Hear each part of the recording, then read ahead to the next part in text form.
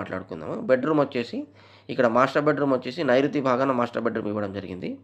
ఇక్కడ డోర్ అనేది ఇవ్వడం జరిగింది. అంటే హాల్‌లో కూర్చున్న వాళ్ళకి బెడ్‌రూమ్‌లో ఉన్న వాళ్ళకి కనిపియకుండా డోర్స్ అనేవి ఇక్కడ సైడ్‌లో ఇవ్వడం జరిగింది. ఈ డోర్స్ అనేవి చూడొచ్చు మనం 14 ఫీట్లు బై 11 ఫీట్ల డైమెన్షన్‌తో మనకి మాస్టర్ బెడ్‌రూమ్ అనేది రావడం జరిగింది.